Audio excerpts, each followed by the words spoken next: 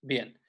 Ahí pueden ver entonces, este era uno de los posibles enunciados que les podía tocar en la pregunta 2, que era la que más puntos otorgaba. No le vamos a decir cuántos puntos otorgaba para que no se pongan a sacar cuentas ahora mentales, ¿sí?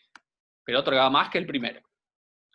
Entonces, decía, para cada usuario, cada usuario listar apellidos y nombres y los códigos de las actividades que no realizó, ¿sí? Que no realizó. Yo voy a ver si puedo entrar acá ¿Me pasan en el link por favor de los datos de inicio? Y lo pegan en el chat.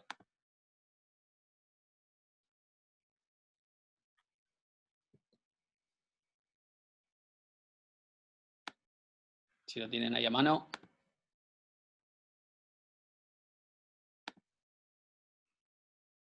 Ahí está.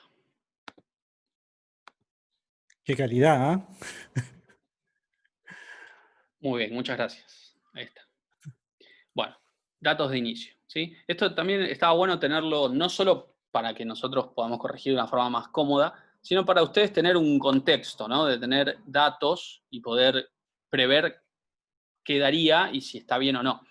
Entonces, por cada uno de los usuarios, recordemos el enunciado, por cada uno de los usuarios, listar apellido y nombre, cosas que tenemos aquí mismo, y luego los códigos de las actividades que no realizó nunca, ¿sí? Que no realizó nunca. Entonces, en entrenamientos, esto que está acá es la lista de actividades o la lista de registros con las actividades que los usuarios realizaron, ¿sí? Acá se guarda lo que el usuario hizo, realizó. Entonces, lo que hay que buscar es la ausencia de información. Hay que buscar para el usuario 1000, venir acá, y todos los códigos de actividades que no aparezcan acá para el usuario 1000 son las que no hizo. Y las que sí aparecen son las que no hay que mostrar, porque esas actividades sí las hizo. Entonces, hasta que yo no recorra todo el archivo completo buscando a partir del usuario qué actividades hizo, no lo puedo mostrar. Entonces, una forma por ahí de resolver esto, yo voy al menú de reportes, agregarle acá punto 3. Y hasta lo podríamos poner primero como en pseudocódigo. Vengo acá, void punto 3, y yo podría decir, por cada usuario, muestro apellido, nombres y algo que no tengo en el archivo de usuario, por lo tanto acá no lo puedo resolver, pero sí podría ser listar actividades no realizadas. ¿Y qué necesitaría esta acción para poder saber qué actividades no realizó este usuario? Si nos fijamos en los datos.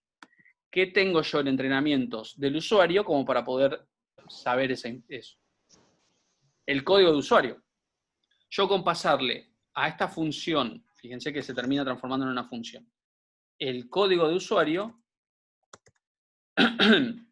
yo ya tengo para este usuario apellido, nombre y las actividades que no realizó. Y con eso estaba, ¿sí? Pero, ¿qué tenemos que hacer ahora? Transformar ese por cada usuario en algo que funcione, obviamente. Después mostrar el apellido y nombre de cada registro. Y eso que está ahí en la línea 19 va a ser una función que hay que hacer. Y con eso estamos, ¿sí? Entonces, ¿cómo transformamos esto que dice por cada usuario así de forma descriptiva? ¿Qué habría que hacer?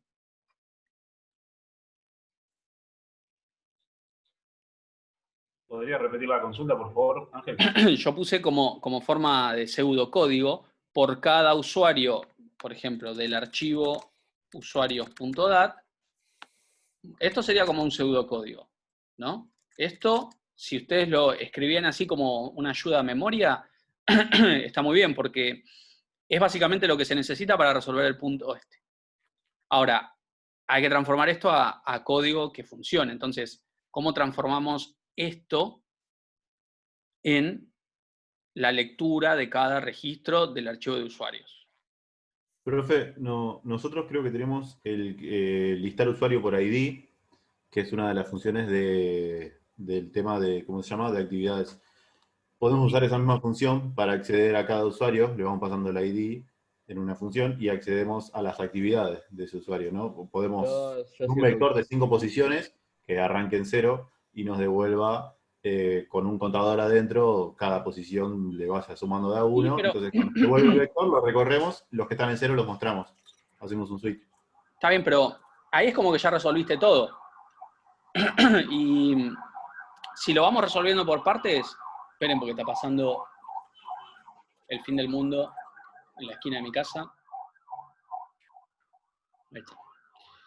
¿No tendría que revisar el archivo de entrenamiento para ver cuáles son los que están ahí y en todo caso después ver Todavía los que no, porque yo acá todavía no resolví.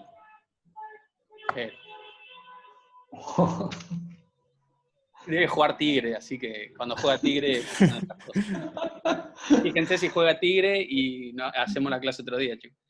Ahí estamos. Bueno, volvemos acá. Por cada usuario del archivo usuarios.dat. Esto yo todavía no lo resolví, ¿no? Todavía no me tengo que preocupar por ver qué actividades, si todavía no pude hacer esto. Entonces, acá lo que habría que hacer es lograr mostrar apellidos y nombres. Esto después se ve, ¿sí? Entonces, venimos acá a usuario, porque este no es un código que hayamos hecho nosotros, entonces tengo que ver cómo está hecho. En usuario tengo código, que me voy a necesitar, nombres, apellidos, y obtener usuario. Entonces, vamos a hacer eso. Vamos a crear un usuario reg. Y acá podemos hacer esto, file puntero p igual fopen, pero también les habíamos dicho que si se hacían una serie de funciones de archivos, es mucho más sencillo. A ver si las tiene a todas. Obtener usuario y cantidad de usuarios. Bueno, entonces fíjense, como tiene cantidad de usuarios, yo puedo hacer esto. Puedo hacer esto, hacer un ciclo.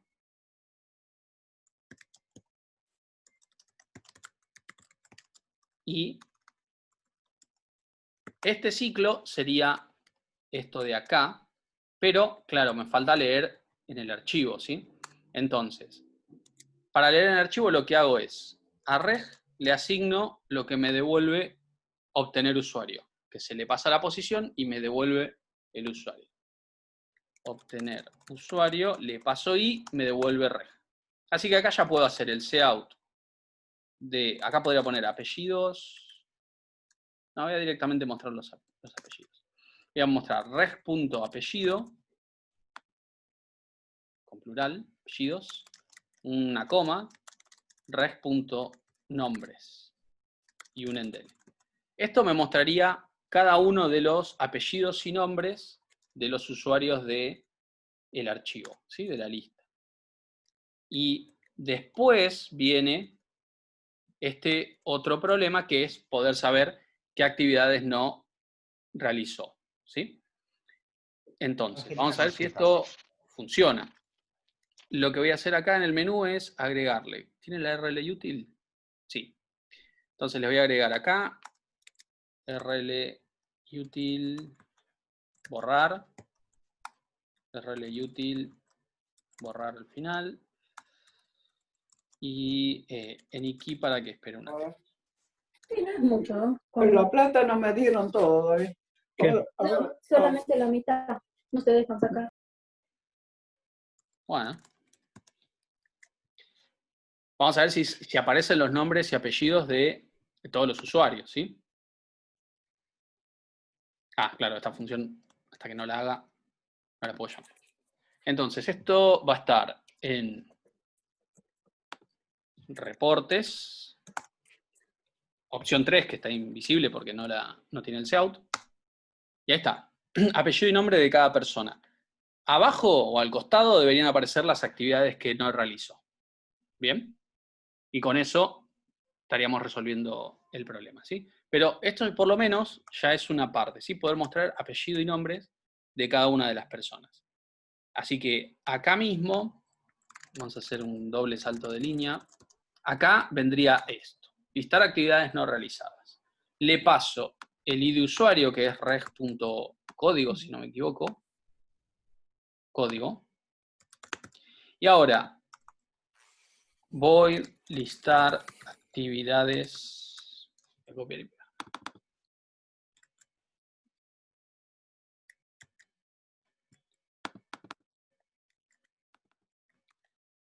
Ahí está.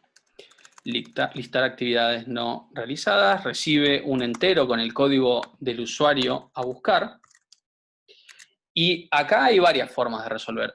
Podrían ser banderas. Yo lo voy a resolver con un contador, ¿sí? Con uno no, con varios contadores en un vector.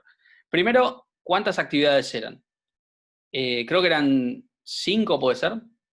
5 actividades. Entonces, me creo un vector de actividades de 5 y lo pongo en 0.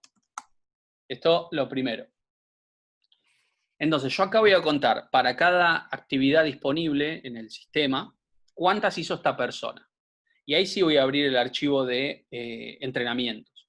Podría hacerlo de esta manera, con el for y el obtener, porque probablemente lo haya hecho así, pero como para que lo vean de diferentes formas de resolución, voy a hacerlo abriendo el archivo entrenamientos.dat, si es que así se llama.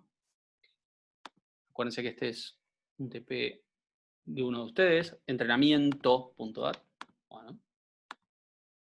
Entonces, abro esto. Si lo puedo abrir, si esto me da null, no lo pude abrir, entonces termino acá. Si lo pude abrir, entonces lo que hago es recorrer leyendo cada registro de entrenamiento. Entonces me fijo cómo se llama la estructura, es entrenamiento, y lo que hago es while fread en ref, sizeof de entrenamiento, un registro en el puntero file p. Por cada uno que leo me pregunto si el registro punto, me fijo cómo se llama el ID acá, se llama ID usuario. Si el ID usuario es igual al código que estoy buscando, yo sé que es un entrenamiento del usuario en cuestión, del usuario que me interesa. Entonces, vector de actividades en la posición reg. Vemos cómo se llama la actividad. Se llama actividad. Actividad -1 más. Cuando termina el while, no hace falta poner el igual a 1 acá. Sí, se puede poner. Se puede poner como no en este caso. Cuando termina este while, puedo cerrar el archivo. Y ahora me queda el último paso, que es hacer un ciclo for, que va de 0 a 5, a 4 en realidad. Y acá me pregunto, si el vector de actividad en la posición i permanece en 0, quiere decir que ese usuario nunca hizo esa actividad. Entonces muestro i más 1. Y podría mostrar también un espacio, como aparezca uno al lado del otro. Entonces, para probar si esto funciona, lo que hay que hacer es ir a los datos, ¿no? Ir a los datos y, por ejemplo, Hugo Gómez hizo las actividades 1 y 2 y 1. ¿Sí? 1 y 2 sería, porque la 1 está repetida, así que tendría que mostrar 3, 4 y 5. El 2000, que es María Elena, y bueno, ese apellido, no lo puedo pronunciar. Si está ahí María Elena, decime cómo se pronuncia tu apellido, por favor, porque siempre me causó curiosidad. ¿Es Revenich?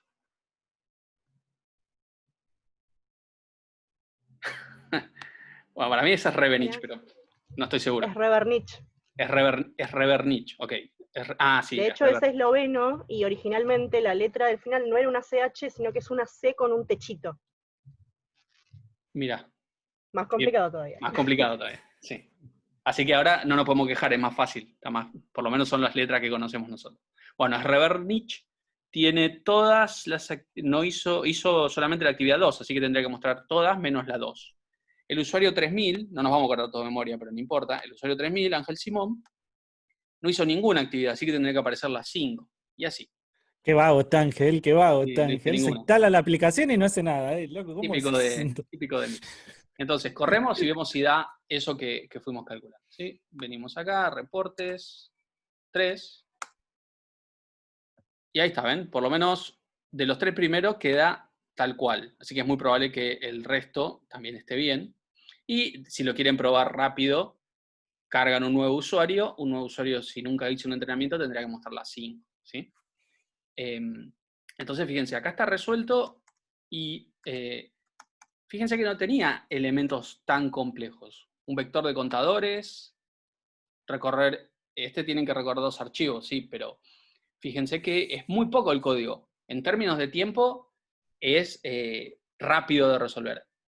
Todo el proceso mental que hay que hacer para saber qué hay que poner exactamente es lo que lleva tiempo y es lo que Brian decía por ahí, hacerse como un esquema inicial, ¿sí?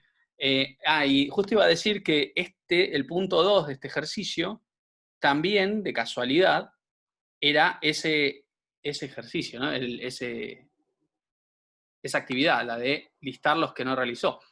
Y está resuelto bastante parecido. Recorre los archivos del archivo de usuarios, muestra el nombre, mostrar no actividades, le pasa el registro de usuario que acaba de leer. Acá faltaría un fclose, ¿no? Nada, falta un fclose. Ojo con eso. Cerramos el archivo cuando no necesitamos más. Y mostrar no actividades va a abrir el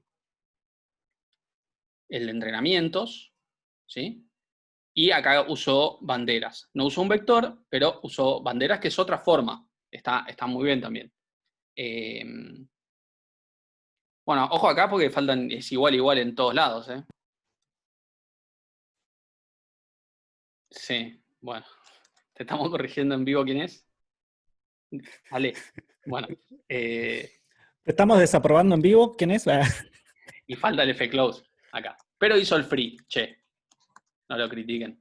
Puso el free correctamente. No, pero fíjense que dentro de todo la lógica está implementada, está resuelta, son detalles que les pueden faltar por los nervios o por lo que sea, pero uno ve y dice, bueno, efectivamente lo pensó y lo analizó y lo llevó a cabo esa manera de resolverlo, ¿no? Ahí está el fclose. Vuelvo a decirte, faltan cositas, porque claro, los mismos nervios tal vez le hagan que se pongan se saltee estas cosas y ponga un igual en vez de un igual, asigne en vez de comparar, sí. Pero bueno, uno como docente entiende, sí. ¿no? Esas cosas. Sabemos. No va a desaprobar por eso, justamente por eso no, pues puede desaprobar por otra cosa justo él, pero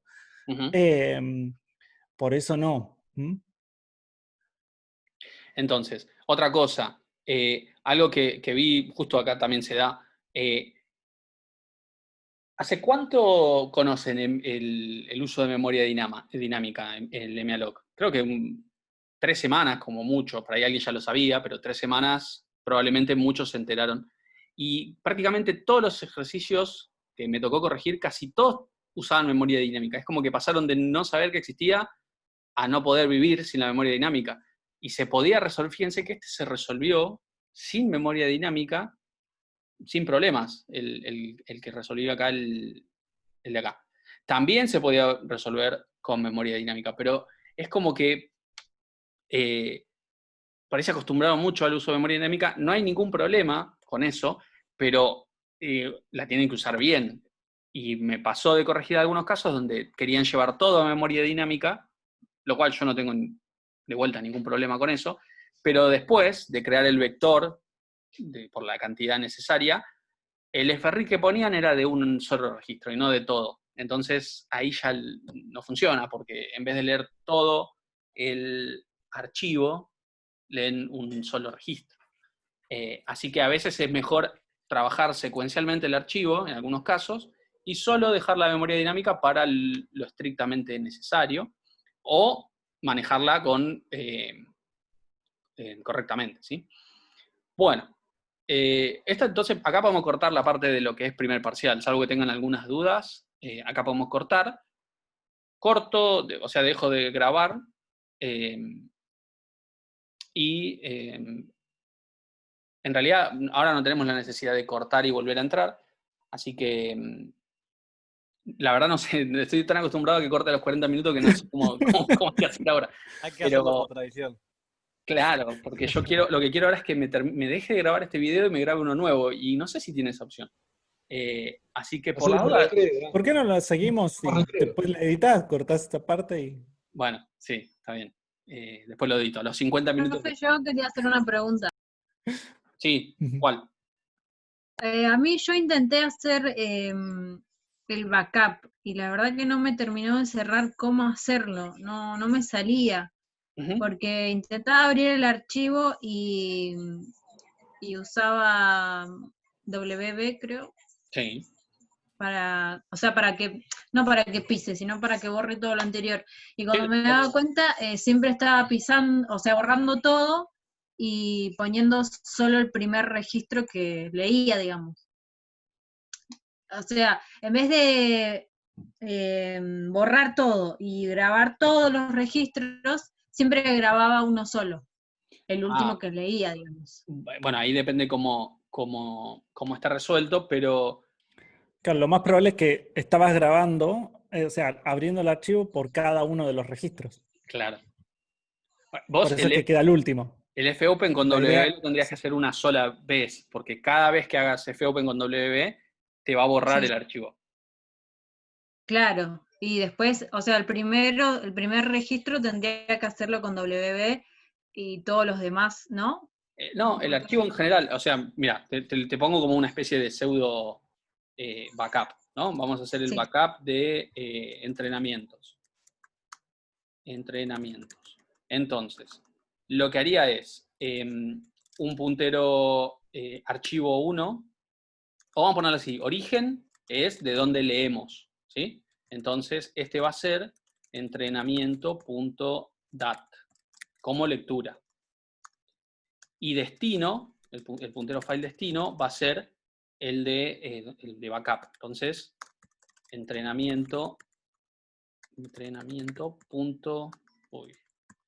punto backup, por ejemplo. Y este es como W, pero ves que una sola vez lo abro como W. Después acá me pregunto si Claro. origen es igual a null, return, esto lo voy a hacer acá arriba, y si destino es igual a null, también hago el return. Una vez que tengo esto así, yo acá lo que puedo hacer es un while. Primero creo una estructura de entrenamiento, ¿no? Entrenamiento red. Y Mientras. por cada, o sea, tendría que hacer lo mismo para entrenamiento y para usuario en este caso. Sí, en dos funciones distintas. Ahí no podés mezclar la Claro. misma. Como poder podés, pero es más, me parece organizado si lo haces en dos funciones distintas. Entonces, lees un registro de entrenamiento de origen, que sería donde tenés los datos, y por cada uno que lees, escribís en el de destino. O sea, esto igual, pero en el de destino. Y el restaurar es exactamente igual, pero el paso inverso. Y acá al final cerrás todo, ¿no? Fclose de origen y fclose de destino. Ahí creo, no lo voy a probar, pero me parece que está resuelto el backup de entrenamiento. Abrís origen como dat, destino como backup. El que lo abrís como backup, lo abrís como WB, pero ves que una sola vez, no va dentro de ningún ciclo. Lo importante es que no vaya acá. Claro. Que no vaya acá, porque si lo pones acá, y el fclose lo hace Sí. acá, los hace Sí. acá, se te va a pisar por cada vuelta de registro, ¿sí? Entonces, Claro, eso creo que es lo que me pasaba, después borré todo y y después hace sería otra así, por cosa. cada registro que lees de un archivo, lo escribís en el otro. y después cerrás. Esto es sin memoria dinámica, sin nada. Después pueden copiar, hay otras formas de copiar archivos con comandos, pero esta es una forma que funciona indistintamente del sistema operativo, ¿sí? Va a funcionar en cualquier sistema operativo. En cambio, si usamos una función de copia, es probable que funcione de alguna manera en un sistema operativo y de una manera distinta en otro. ¿Bien? Con esto se aseguran de que va a funcionar sí o sí en cualquier sistema operativo. Ahí Federico dice que falta en destino igual null, falta el fclose de origen. Tiene razón. Muy bien. Ah, bueno. Y eso es con... No, nada, iba a preguntar, porque justo leí las librerías del chat y iba a preguntar si hay otra librería, pero no, es todo con lo mismo que estábamos trabajando. Esta es con la CSTD.io, que debe andar por acá. Sí. En algún lado debe estar porque recién hice un Open y anduvo, así que en algún lado tiene que estar. Creo que lo tiene IOStream o STDLib. Yo no me acuerdo cuál de los dos, pero uno de esos lo tiene. Si no, seguro, para hacer fopen, incluir file y todo eso, CSTD.io, ahí está. Después es posible que esa también esté en otra librería como las que pusimos ahí. Y ahí quedaría lo del backup, ¿sí? Buenísimo. Gracias, profe. Entonces. Ángel, Sí. perdón, ¿te puedo hacer una consulta? Sí. En el ejercicio anterior vos usaste, bueno, varias funciones para ir, buscar el usuario, después, bueno, de alguna manera resolverlo así. Yo lo que hice es abrir los dos archivos, ¿sí? Hacer un while dentro del otro, mientras abro uno, recorro todo el otro y voy tirando lo que necesito, en este caso los que no están. Es una lógica que sirve o... Sí, sí, sí. Es como si fuera cuando trabajas con matrices, que haces dos for uno dentro del otro, mientras lees una fila, vas cargando las columnas. Entonces, en ese caso, tomás un usuario y a medida que te aparece lo que necesitas, lo vas mostrando. No sé, yo trabajé algo parecido de esa manera. Lo que vos me decís es, a este while le metiste otro while previo que lee todos los usuarios, ¿no? Me estás diciendo que hiciste una cosa así. Hiciste una cosa así, y este lee todos los usuarios, por así decirlo. Por cada usuario lees todo el entrenamiento. Exactamente. Bien. Queda por ahí menos limpio, pero andar funciona bien, pero tenés que tener cuidado con unas cosas. Por ejemplo, por cada usuario hay que poner este vector en 0. Porque si no, seguís contando sobre el usuario anterior. No, claro, en este caso contá, pero acá lo que tenés que hacer es una igualación, no tenés que ir a un conteo. Porque vos vas a leer, claro. De Roquefort y jamón y carne cortada a cuchillo. Sí, no creo que las empanadas tengan que ver con... Ah, pensé que me estaba aclarando. No. Traten de silenciarse si van a hacer un pedido de empanadas. Perdón, cada vez que haces el registro de un usuario, ¿sí? Mostrás el primer usuario, haces la lectura de todos los entrenamientos. Perdón, ¿vos tenías que resolver el mismo o tenías que resolver otra cosa? No, algo parecido, pero que lo hice de esta manera. Ah, ok, no, está bien. Sí. Y otra cosa acá, te aclaro por si... Ahí en el medio, cuando yo estoy en el archivo de entrenamiento, llego al final y voy a leer el segundo usuario y tengo que poner no me acuerdo si el FSIC o el FSIC para ubicarlo, exactamente, para ubicarlo en la primera posición.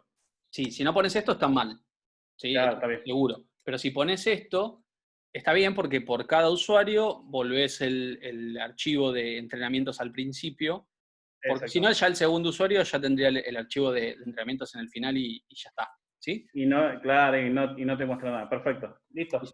Gracias. Bien, bueno. Entonces, ¿alguna cosa más de...? Está bien, no te preocupes, Agustín. Un punto para Carlos. Empanadas Lara. Hay que anotarlo. Hay que anotarlo. Tal cual. Ay, qué bueno.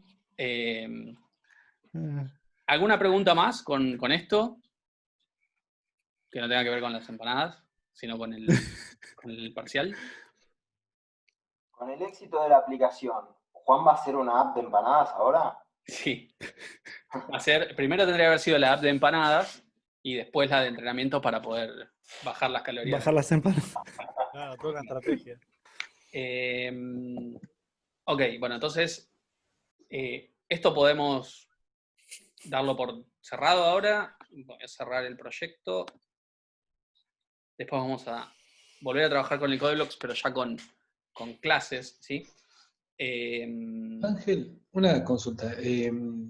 ¿Con C++ hay algún driver de conexión a base de datos? ¿Se puede usar para conectarte a base de datos? Sí, seguramente hay. Ah. Sí. Te la regalo, pero seguramente Sí, debe poder. es muy... No creo que sea sencillo. No creo que sea el lenguaje más fácil para conectar con base de datos. Claro. Pero sí. Manejan mucho templates. Sí, imagínate. Templates y templates. Vas a tener que escribir en C++. Al final del cuatrimestre vamos a empezar a escribir C++ real. Porque lo que nosotros escribimos es una mezcla de C y C++. Y cuando vean un código en C++, es inentendible. Parece otro lenguaje. Así que al final del cuatrimestre vamos a ver algunas cositas de C++, pero como para que tengan una idea. Final del cuatrimestre es ahora ya, en cualquier momento. Ya. Que el final del cuatrimestre ya estamos ahí. Sí, bueno, pero en las próximas clases, ¿vieron que hay unos temas que dicen STL? Bueno, eso significa Standard Library. Y ahí está la librería estándar de C++. Que tiene muchas similitudes, o tiene algunas similitudes con lo que van a ver también en C# y en Java. Entonces, por eso, si bien no hace falta usar esto para probar la materia, ¿sí? Eso que puse ahí, queremos que tengan un vistazo a los que les interese sobre la Standard Library, ¿sí? Son una serie de clases bastante complejas, pero que si las aprenden a usar, después, por ejemplo, el TP final que tienen que hacer ahora, les va a quedar mucho más fácil de desarrollar, ¿sí? Y seguramente para trabajar con alguna librería de conexión haya que usar algo de la Standard Library para traer los datos, para guardarlo en colecciones. Nunca lo hice, la verdad. Sí lo hice con otros lenguajes, pero no con C++. Yo sí. ¿Lo hiciste con C++? Sí. ¿Qué base? Nos conectamos por ODBC. Claro, a SQL. Claro, porque lo bueno que tenías con ODBC es que tenías una sola interfaz y te podías conectar a la base de datos que quieras. Bien. Hasta un archivo de Access. De Access. Sí. Bueno. Yo les cuento, no tengo problema, pero si se va a hacer retarde y tenemos que ver clases. Si quieren un día hacemos un podcast y hablamos de...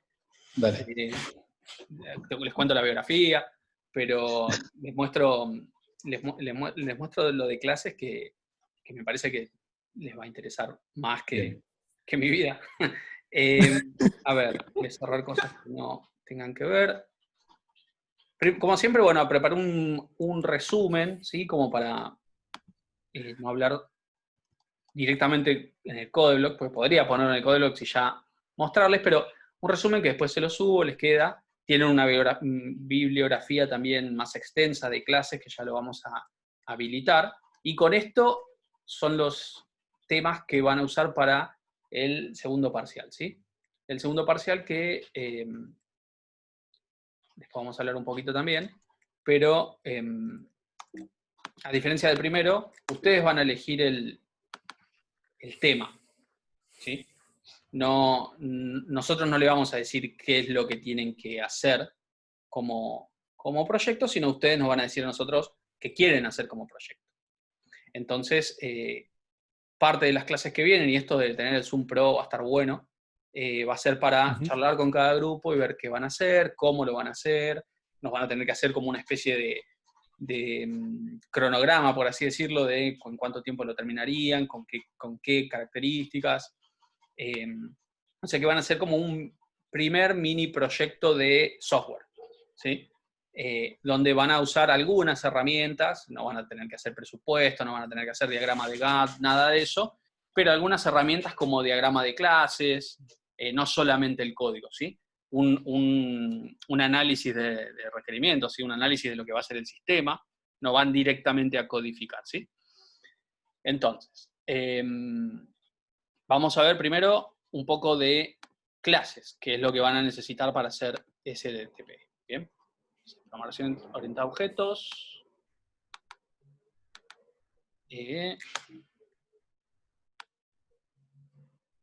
Ahí estamos, me parece.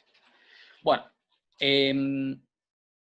ustedes ya tienen alguna ventaja, no arrancan de 0 para trabajar con clases, porque ya saben trabajar con structs, ¿sí? Con estructuras. Y algo de relación hay, ¿sí? Porque con el paradigma orientado a objetos, lo que nosotros vamos a representar son entidades, ¿sí? Son objetos que van a interactuar entre sí. Y una entidad podría ser cliente, factura, pago, ¿sí? No sé, materia, docente. Y una entidad podría ser usuario y otra entidad podría ser entrenamiento. O sea que ustedes estaban trabajando con una entidad, ¿sí? Ahora, fíjense lo que dice un poco más abajo. Cada elemento, cada entidad, ¿sí? Va a tener características que lo identifican y comportamiento. Y eso es algo que no teníamos con los structs, ¿sí? Eso es algo que, o por lo menos no lo tenían de la forma que se hace con clases, ¿sí? Características, sí. ¿Cuáles eran las características de un entrenamiento, por ejemplo? O de un usuario. De un entrenamiento teníamos, de un usuario teníamos el peso, la altura, esos eran atributos, ¿sí? Eso eran características de la entidad de usuario. Ahora, comportamiento, podríamos tener cargar, listar, no sé, guardar en disco. Esos eran comportamientos de la entidad. Y para eso nosotros usamos funciones globales que recibían un registro. Esperen que ahora está pasando otra. Es increíble, ¿eh? Creo que es el que Vamos, limpia Ángel. la vereda, no sé. No sé si ustedes lo escuchan, pero yo no puedo. No se escucha. ¿No lo escuchan ustedes? No. No se escucha Es nada. el que barre la vereda. Ahí vamos. Les decía que para hacer esas acciones nosotros usamos una función global. Hacíamos una función que se llamaba cargar cliente. Hacíamos una función que se llamaba guardar usuario, leer usuario, ¿sí? Eran funciones globales, que no las llamábamos así, en realidad las llamábamos funciones, simplemente, ¿sí? A partir de ahora, esas funciones las vamos a llamar funciones globales. Y si hay funciones globales, ¿cuál sería la contrapartida? Si algo tiene la característica de global, quiere decir que ahora va a haber funciones locales, ¿sí? O, mejor dicho, lo vamos a llamar métodos, ¿sí? Métodos. Entonces, podríamos trabajar con una entidad persona que tenga apellido, nombre, el día, el mes y el año en que nació, la altura, y como pueden ver, tiene comportamiento, tiene funciones el tipo de dato. Una variable de tipo persona va a poder hablar, va a poder dormir, va a poder saltar, va a poder correr, ¿está bien? Es la variable la que puede accionar cosas, ¿sí? Entonces, esas variables que son locales, por así decirlo, a la clase, se llaman métodos. Y estas variables que componen a la entidad, a la clase, se llaman atributos, ¿sí? Hasta acá, lo que seleccioné, no difiere mucho de un struct. Si ponemos struct personas, sacamos eso que dice private y enumeramos los elementos, era como veníamos trabajando ahora. Pero ahora, fíjense, la clase tiene un nombre, una serie de atributos y una serie de comportamientos, métodos, funciones de la clase, ¿sí? Y además tiene algo que se llama private y algo que se llama public. Bueno, eso ahora lo vamos a charlar de qué se trata, pero también es importante que en la estructura no lo teníamos, ¿sí? Bien. Con una clase yo puedo crear un objeto. En general tienden a confundir clase, ¿no? Esto hablo históricamente, ¿no? en la materia, tienden a confundir clase con objeto. Y fíjense que sería como confundir el struct con un registro, ¿sí? Y ahí se pueden dar cuenta que la clase es lo que determina el tipo de dato y qué es lo que va a poder hacer cualquier variable que pertenezca a ese tipo de dato. Y un objeto es una variable de ese tipo, ¿sí? Se suele llamar como instancia de clase al objeto. Es una variable del tipo persona. Entonces, humano 1, que por ahí puede ser el bebé, que está ahí, puede llamar al método hablar, puede llamar al método caminar, puede llamar al método, no me acuerdo qué más tenía, dormir, ¿sí? Humano 2, que es otro objeto, también puede llamar esos métodos. ¿Bien? Entonces, así es la manera que se trabaja con este paradigma. Creamos clases, que es como un molde que nos indica cómo está compuesta la entidad y qué cosas puede hacer, ¿sí? Y luego creamos objetos a partir de ese molde, que son los que van a cargar la información, que van a tener los datos y accionar esos métodos, ¿sí? ¿Hasta acá más o menos se entiende? Básicamente es como un superstruct que además de tener datos, también tiene funciones adentro. ¿Sí? Seguimos entonces. Brian o Juan, ¿alguna cosa sin spoilear que me haya salteado hasta acá? No, bien, bien. Quedó pendiente eso de que decía private y public, ¿sí? Que acá en el anterior decía private y public, que todavía no dijimos bien qué es, ¿sí? Una cosa que tal vez, vieron que, a ver, anda al de atrás. O capaz que ahora lo decís, bueno, pero ese pensamiento, ese de agarrar y decir, bueno, ¿cuáles son las características que tiene esto? Y termino armando la clase, se la llama abstracción. ¿Okay? Es el nombre original dentro de la programación orientada a objetos, se llama abstracción. Cuando vos algo de la vida real lo tratás de meter dentro de tu programa, dentro de la programación, tenés que abstraerte y sacar lo que a vos te importa, o mejor dicho, lo que es importante para tu sistema de ese objeto. ¿Okay? Eso se llama abstracción. Si lo buscan, si ven, cuando vean bibliografía de programación orientada a objetos, van a ver que se habla de abstracción. Y es eso. Está interesante eso, y fíjense acá. Esta clase de persona tranquilamente se podría llamar clase estudiante, ¿sí? Que es una persona. Entonces, tiene apellido, nombre, día, mes, año. Si yo tengo que hacer esa abstracción que decía Brian, si yo tengo que pensar, bueno, ¿qué cosas de un estudiante, de una persona, un estudiante, necesito para mi sistema?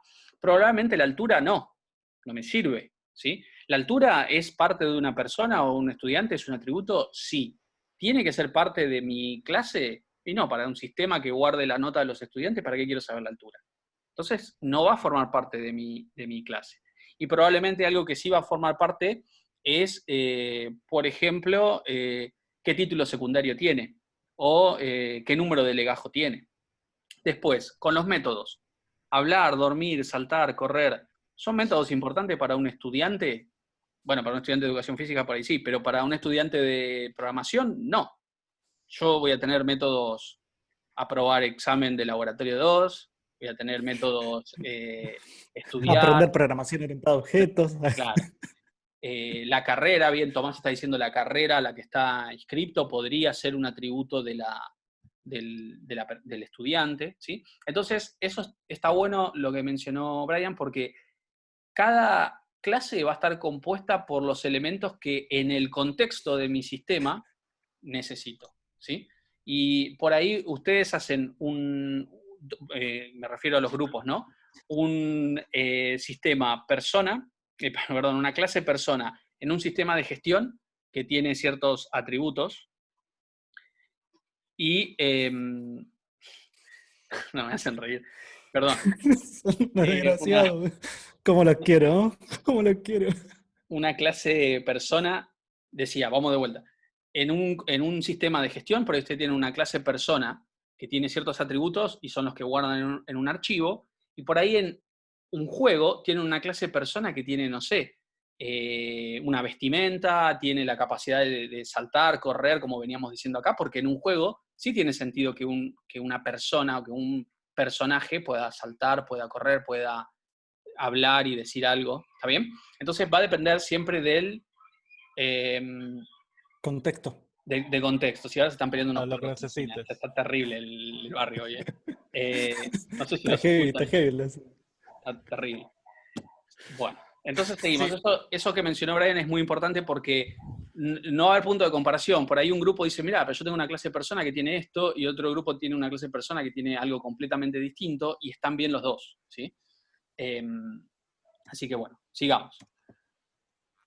Entonces focalicemos en el atributo. El atributo entonces era todas las características, todas las variables que tiene adentro una clase, ¿sí? En el struct no queda muy difícil, no es muy difícil. En el struct los atributos eran los campos, ¿sí? Y cuando usábamos struct, los campos eran directamente accesibles. Nosotros decíamos, en main, ¿no? Registro de tipo usuario. Y después decíamos registro.edad y le poníamos la edad y ya está. En la programación orientada a objetos no es así. Porque lo que nosotros tenemos, o lo que correctamente habría que hacer cuando se diseña una clase, es hacer algo que se llama encapsulamiento, ¿sí? Es una característica también de las clases, ¿sí? En viernes sería el último día, pero... Entonces, a ver si silenciamos... Sí, ya lo muteé, tranqui. Gracias. Entonces, el encapsulamiento lo que nos dice es que yo no voy a poder acceder directamente a un atributo. Quiere decir que a partir de ahora yo voy a poder crear de la clase auto que estamos inventando acá, una variable o un objeto que se llama coche, pero no puedo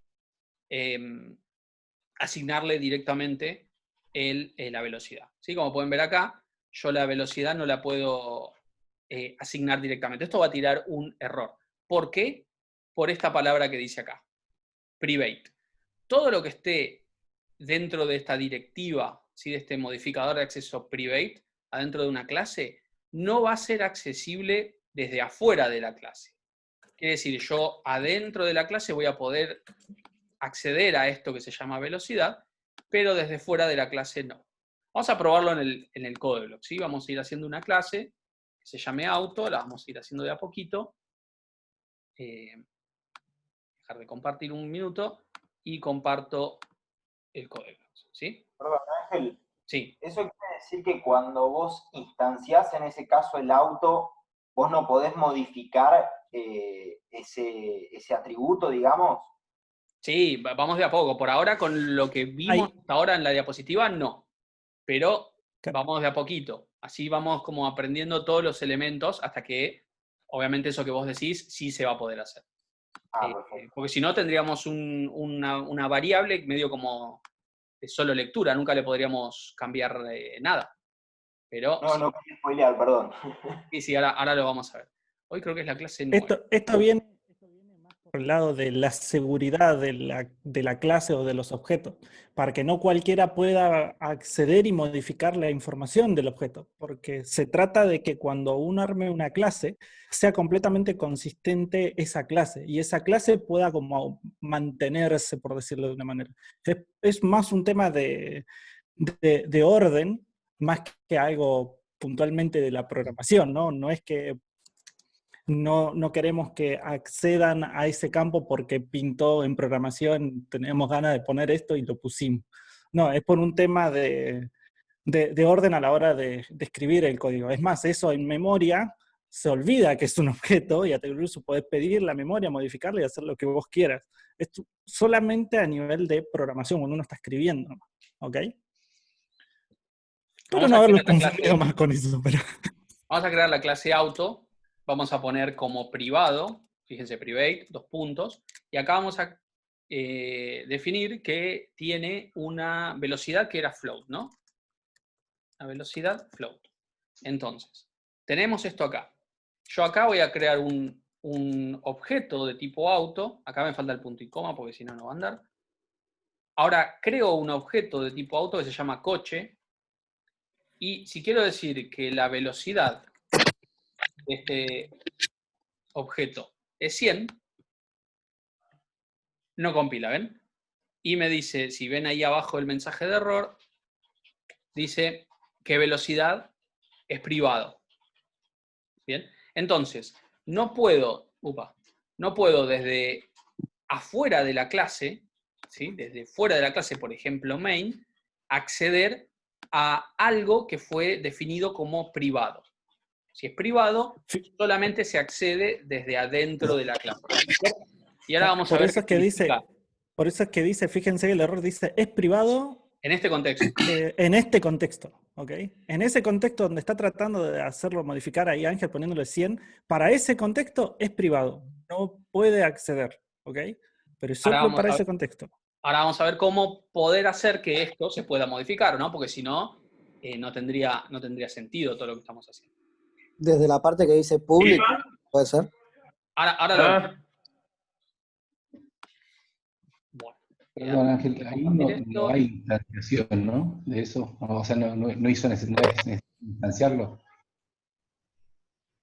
¿Cómo Eugenio? Digo, es como que no vi que se instanciara la clase. Sí, acá, mira, voy a compartir toda la pantalla, así no tengo que andar pasando de una para otra. Claro. Ahí está. Acá está la instancia, en la línea 10 está la instancia. Yo digo que coche es una variable de tipo auto. Auto es la clase, ¿sí? Y después, coche tiene, por ahora, únicamente el atributo velocidad, pero no accesible desde main porque es privado. ¿Bien? Ok. ¿Seguimos eso? Bueno, volvemos acá. Entonces, no se puede acceder directamente a un atributo porque fue definido como privado. Y entonces ahí entran los métodos, ¿sí? Ahí entran los comportamientos de la clase. Entonces, ¿cómo podríamos hacer que un objeto de la clase auto aumente su velocidad desde main, por ejemplo? Bueno, a través de un método, ¿sí? Entonces, podríamos hacer, fíjense, un método que se llame acelerar. Y acelerar lo que va a hacer es que lo que tenga como velocidad se incremente. Bien, entonces, vuelvo al código. Y si bien yo no puedo hacer esto, voy a poder hacer esto. Bien, voy a poder acelerar 100 unidades de lo que sea, ¿sí? Entonces, al coche le digo que pueda acelerar, pero para que pueda hacer eso, yo como público voy a tener que crear una función o un método, como se llama, que me permita cambiar la velocidad. Entonces acá yo voy a poner, ¿cómo va a ser el método? Voy a poner void acelerar y entre paréntesis float, ¿sí? Y en el ejemplo que estaba en el PDF está todo resuelto ahí mismo por una cuestión de espacio. Pero yo puedo dejar la declaración del método y resolver el método afuera, lo voy a resolver aquí abajo. Entonces, acá voy a poner void, y si pongo así,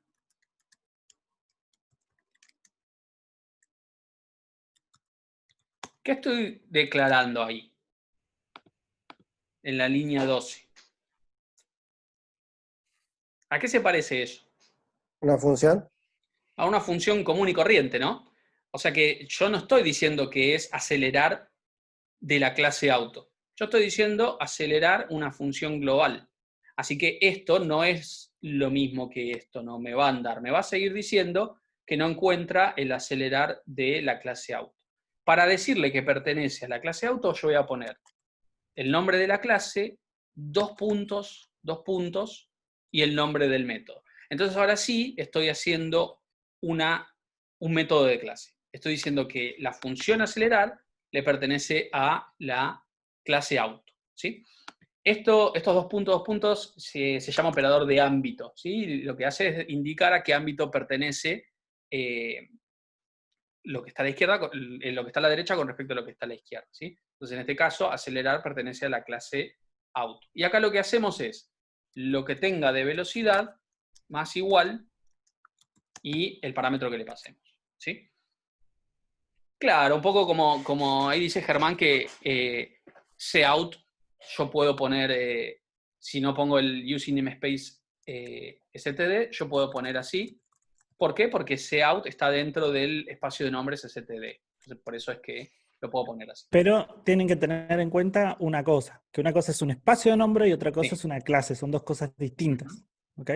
Un espacio de nombre es un lugar donde ustedes pueden agregar, o como que están creando un contexto nuevo, por decirlo de una manera, al cual le ponen un nombre. Una clase, no, están creando un tipo de dato nuevo. Sí. ¿Se entiende? Sí. Entonces, esa es la diferencia. Lo que sí coincide es eso que decía del el ámbito, que con los dos puntos yo puedo decir pertenece al ámbito de este espacio de nombre, pero después son cosas distintas, ¿sí? Y acá, bueno, yo ya podría volver a acelerar 10 unidades más, ¿sí? Y esto ahora compilaría, como pueden ver, compila, lo puedo correr incluso, pero claro, no pasa nada, ¿sí? Porque todavía no hace nada esta clase, más que acelerar un auto virtual que nunca podemos saber a qué velocidad va. ¿Bien? Hasta acá vamos, ¿les parece que se entiende? Si esto sigue un poquito más. Y después tienen una actividad para hacer ustedes. Bueno. ¿Puede un auto ir a una velocidad menor a 0?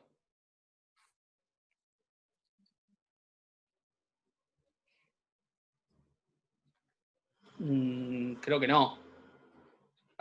Que marcha atrás, pero sigue siendo velocidad. Igual no es para que nos pongamos muy filosóficos ni nada. O sea, básicamente, puede ir a menos 5 kilómetros. Entonces, ¿qué tendríamos que hacer para que el auto, porque técnicamente yo podría hacer esto, ¿y les parece que está bien esto? Bien. ¿Y cómo les parece que podríamos hacer para que nunca la velocidad pueda estar por debajo de 0? O mejor dicho, ¿cómo podemos hacer para que cuando acelere siempre sea un valor positivo? ¿Estás validándolo eso, capaz? Claro, pero fíjense, si se tratase de un struct, ¿sí? Yo podía hacer esto, ¿no? Si era un struct, yo podría hacer esto. Y yo podía hacer esto sin ningún problema. Porque el struct no tenía ningún encapsulamiento. Yo podía acceder directamente al atributo. Ahora, la clase auto, la única manera que me permite a mí para cambiar la velocidad por el momento es con acelerar. Entonces, si yo vengo acá y me pregunto si velocidad es mayor que 0, solo así incremento la velocidad y tenemos una entidad auto en la que nunca podría la velocidad ser negativa. Porque la única manera de poder cambiar la velocidad es a través del método acelerar. Y el método acelerar, por su característica de cómo está codificado, siempre es positivo, ¿sí? Siempre va hacia adelante, por así decirlo. Siempre es un valor positivo. Esto es algo que con struct no se podría. Habría que hacer un while o habría que hacer un par de if en el main para chequear que el valor nunca sea negativo. Y fíjense cómo la clase se encapsula, ¿no? Y nos da a nosotros la única interfaz por el momento, que es este método, y funciona así o nada, porque no tengo otra cosa, ¿sí? ¿Cómo haces para bajarle la velocidad? ¿Con otra función? Claro, no tenemos por ahora, pero podríamos poner un método frenar y otras cosas más, ¿sí? Pero fíjense, a esto a lo que vamos, es que lo que hacemos es encapsular. Entonces, en la clase auto solamente nos va a permitir acelerar y de forma positiva. Entonces no hay manera, no hay forma desde afuera de ponerle un valor negativo, ¿sí? Sin buscar un bug a propósito, ¿no? Hacer overflow o cosas raras. Pero poniéndole valores así como estamos trabajando, esto no cambiaría nunca el valor de la velocidad, porque como es negativo, no cumple la condición que está dentro del método. ¿Bien? Bueno, vamos a seguir entonces. Fíjense que así funciona casi todo en realidad en lo que usamos. Ustedes, por ejemplo, si a la mañana se levantan y se preparan un café y les queda medio frío y lo meten en el microondas. Apretan un botón y en un minuto sale caliente. ¿Eso no les parece que está encapsulado? O sea, ¿ustedes saben por dentro qué es lo que está funcionando a nivel físico, nuclear, para que algo que meten frío salga caliente? ¿Sí? Así tendrían que trabajar las clases con los métodos. Encapsulan lo que hacen. Es una caja negra, ¿sí? Lo que hace ahí adentro. Yo sé que llamo a acelerar y la velocidad va a cambiar. ¿Cómo? No sé. Lo mismo pasa cuando manejan un auto. Ustedes apretan un pedal y se están moviendo más rápido. Salvo que tengan un gran entendimiento de mecánica y de autos, en general, uno no sabe qué está pasando ahí. Pero sabe que esa es la interfaz que les provee el auto para manejarlo. O en el microondas tiene una serie de botones, esa es la interfaz que les provee el artefacto para calentar o para cocinar algo, ¿sí? Bien. Incluso el mismo control del volumen de las cosas, vos tenés un control, no podés ponerle más del volumen que ellos que ellos te dejan, ni tampoco menos del volumen que ellos te dejan. O sea, ellos tienen hasta un cierto rango y vos te movés desde ahí, no podés ir y toquetearle y ponerle menos. Si se ponen a Podrías ver, tal casi vez todo, abrirlo y empezar a hacer todo, pero la idea es que usen la interfaz, ¿no? claro, casi todo tiene una interfaz y tiene un encapsulamiento y ustedes usan lo que les permite esa interfaz, ¿sí? Bien, ¿permite este auto, como lo tenemos desarrollado hasta ahora, saber a qué velocidad marcha el auto?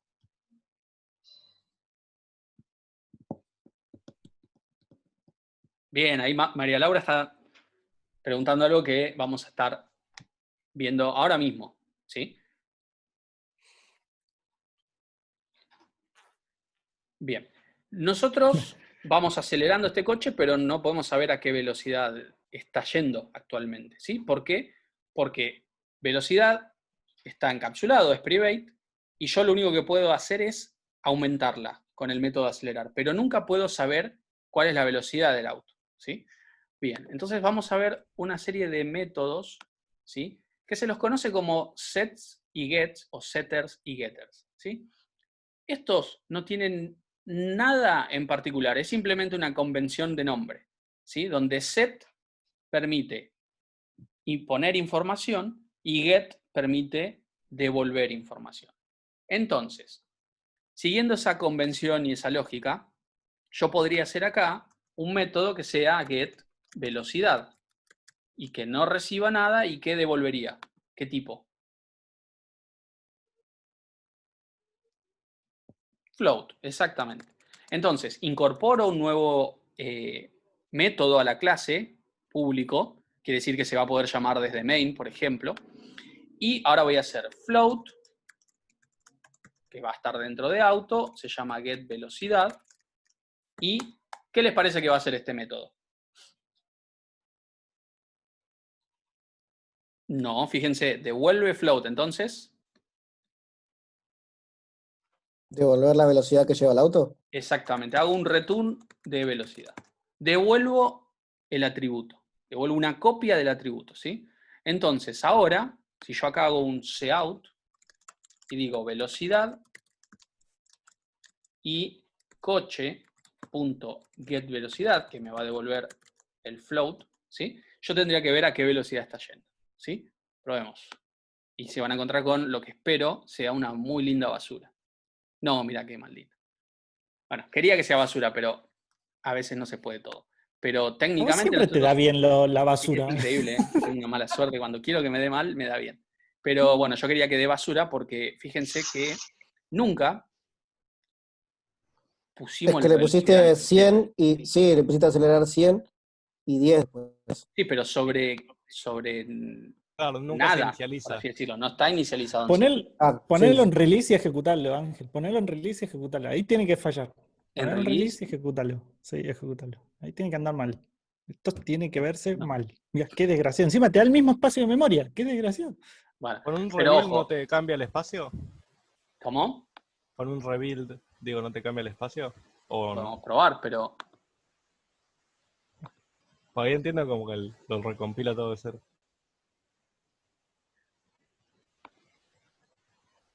No. No. Bueno, si lo prueban Puede en otro fallar. sistema operativo o si lo prueban en otro momento, Sí, es en otra posible que le dé computadora. baja. ¿Sí? Es posible O que le dé cualquier baja. otra persona que no sea Ángel que lo pruebe, seguramente le falla. Sí, a ver O en si, otra hora. si corro la aplicación desde... Ahí sí, ahí debería. Ya a esta altura no sé, pero igual creo que estaba en UTN,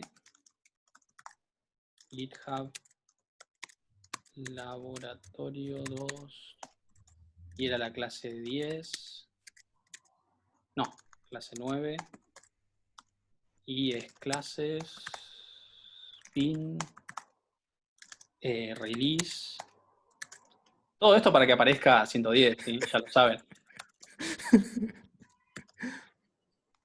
110. ¿Cuánto maneja la consola de ahí? Qué guacho, ¿no? Pero no importa, porque si lo prueban Bueno, créannos. en Windows o en otro contexto, es posible que esto muestre basura, ¿sí?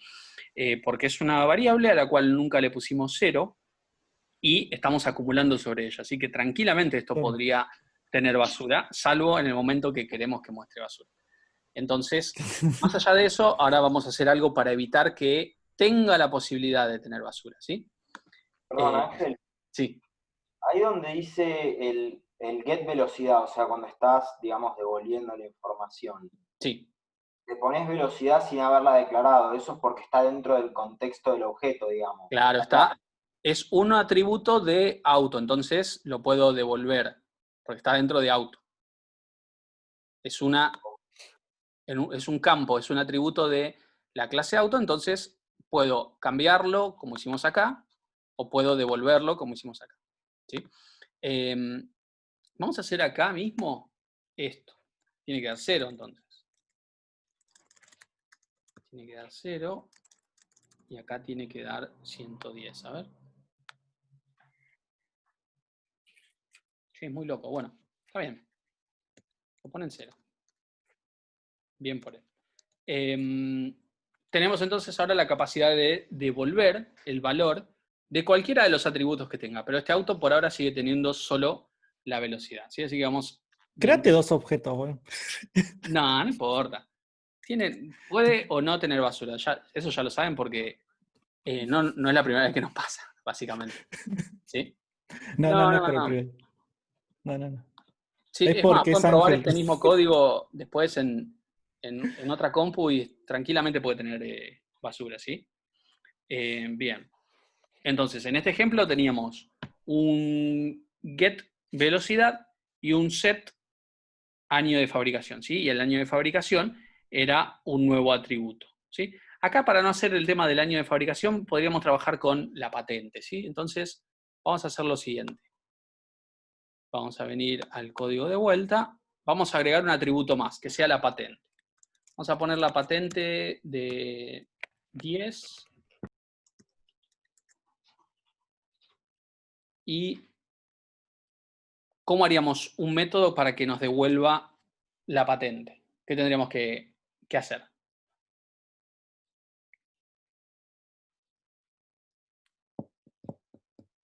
Un char, porque pueden ser números y letras. Un puntero a char. Un puntero a char porque es un vector y get patente, ¿sí? Pero también voy a querer hacer una para poder establecerle cuál es la patente.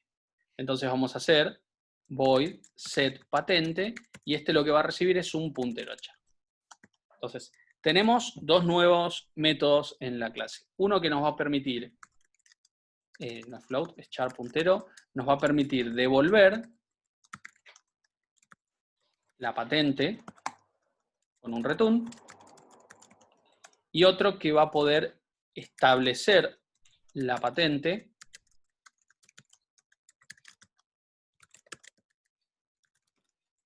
bien.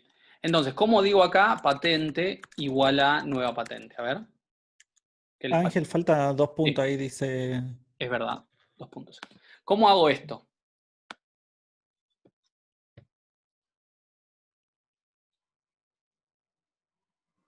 ¿No debería ser con un string copy o algo por el estilo? Exactamente.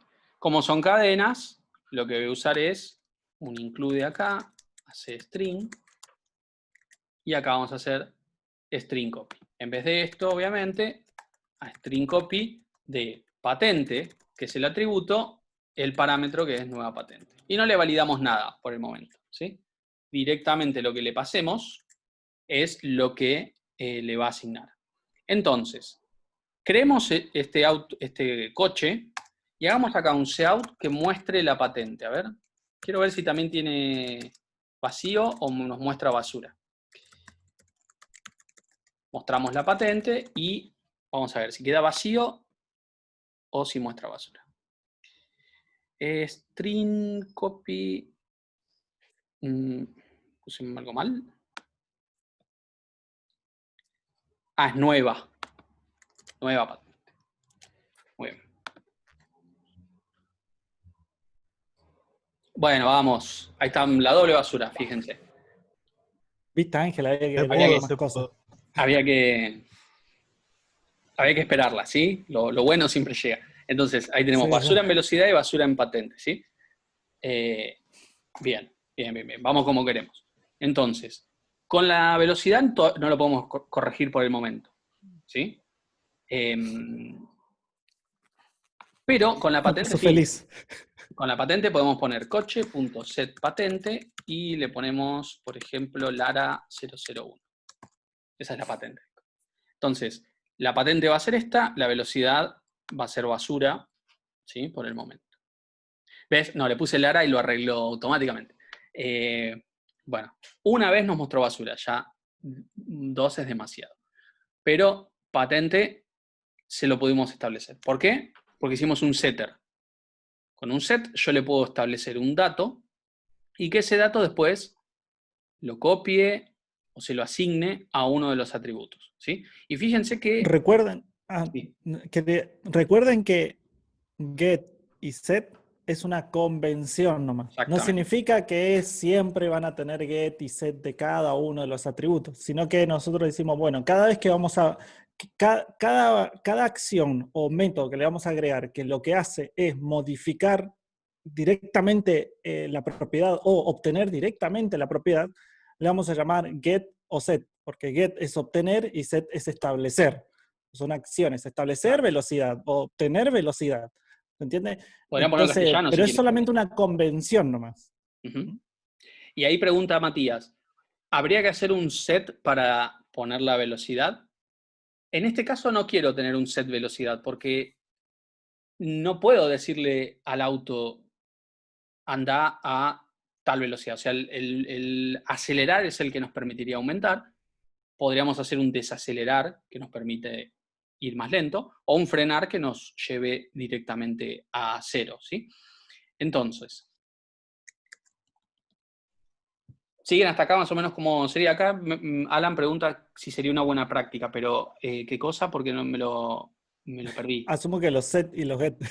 Ah, sí. Por ahí no le pones set y get a todo. Por ahí algunas cosas tienen set y su propio get, y hay otras que solamente tienen get o que solamente tienen set, o por ahí tienen atributos que no los pueden setear ustedes, sino que a través de otros métodos y una serie de cálculos se establecen los valores, como en este caso de acelerar, ¿sí?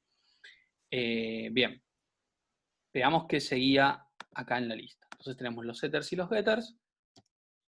Y acá yo lo que había puesto es como una contrapartida entre cómo era el código cuando teníamos si tuviésemos un struct auto, y cómo queda ahora con clases, fíjense. Antes, nosotros teníamos un struct auto, podríamos crear un registro de ese struct, podemos llamarlo A, y luego una función global, cargar auto, le pasamos la dirección de memoria para que lo pueda cargar. Pues lo podemos mostrar o guardar en disco. En cambio, con clases, que es la parte de la derecha, lo que hacemos es instanciar un objeto de la clase auto y ese objeto va a tener un método cargar, que por ahí dentro de ese método cargar hay un sein de lo que yo quiero que se cargue por teclado. Va a tener un método mostrar, que va a tener los couts de los que yo quiero que se muestre por pantalla, y un método guardar que me guardaría el registro en un archivo, ¿sí?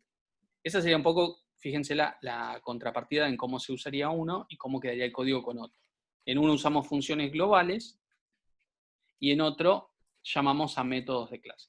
lo que no significa que a partir de ahora dejan de usarse las funciones globales.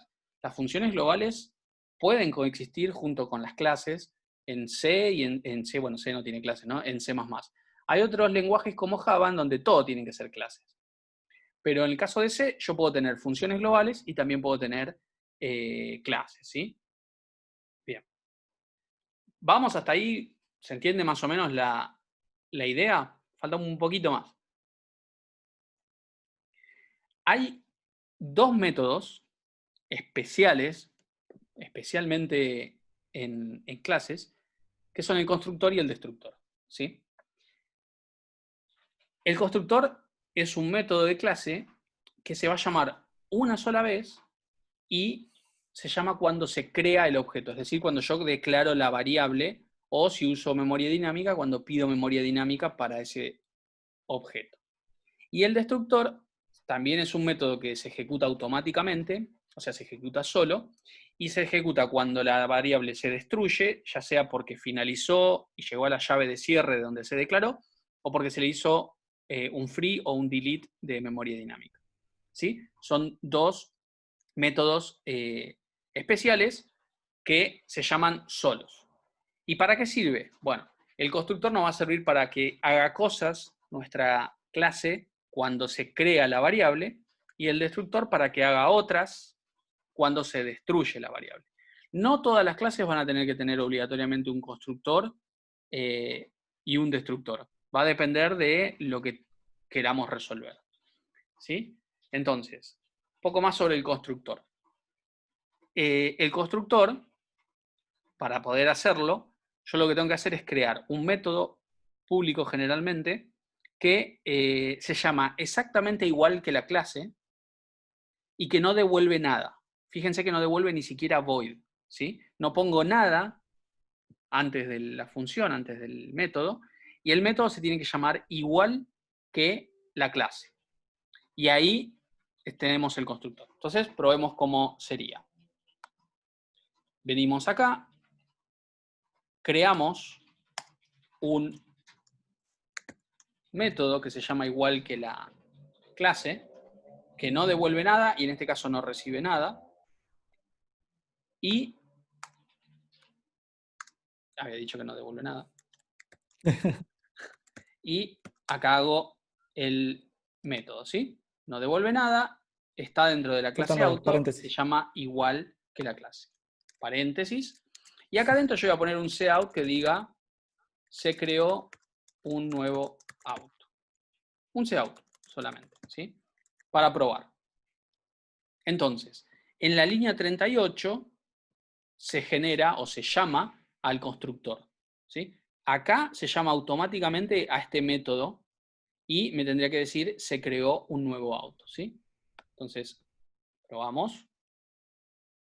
Y fíjense, llamo al constructor, se creó un nuevo auto. Y después el resto del programa, ¿sí? Si yo creo varios, si yo creo, por ejemplo, coche, coche B, coche C, tendría 3 constructores. Por lo tanto, 3 mensajes que dicen se creó un nuevo auto, ¿sí? A diferencia, la contrapartida del constructor es el destructor. Para crear un destructor, yo lo que hago es un método que se llame igual que la clase, pero le antepongo este carácter, que se llama virgulilla, así se llama, y se hace con alt, gr y la ñ generalmente, ¿sí? Es lo que está arriba de la ñ, ¿sí? El simbolito que está arriba de la ñ, y se hace apretando alt, gr y la ñ. Si no les aparece apretando alt, gr y la ñ, lo buscan, no sé. Ahí Bruno pegó varios por las dudas, es ese. Y acá el método se tiene que llamar igual que la clase, y este se va a llamar cuando se destruye. Entonces acá vamos a poner auto, y vamos a poner se destruyó el auto a velocidad kilómetros por hora. ¿Sí? Vamos a mostrar a qué velocidad iba cuando se destruyó el auto. Acá me falta esto, ¿no? Para que sea el destructor, la virgulilla. Entonces, como creé 3 objetos de tipo auto, coche, coche B y coche C, nos tendría que aparecer al final de todo, cuando llega a la llave de cierre de main, los 3 destructores ejecutándose. Y por suerte hubo un poco de basura, fíjense. Y fíjense cómo lo fue apilando. Y acá entra en el juego el tema de la stack, ¿no? Porque me muestra, este ya sabemos cuál es Lara, que siempre tiene la velocidad 110. Y después viene el otro coche y destruye en el orden inverso en que fue creando, ¿sí? Una pila. Entonces, fíjense, ahí tenemos el constructor y el destructor. Y esto obviamente aplica a vectores. Si yo creo acá un vector de coches de 20 elementos,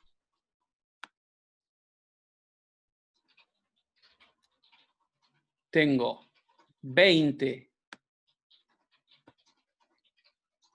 constructores ejecutándose, el de arriba es el de la variable simple, y después 20 destructores, uno para cada elemento del vector, y el último es el de la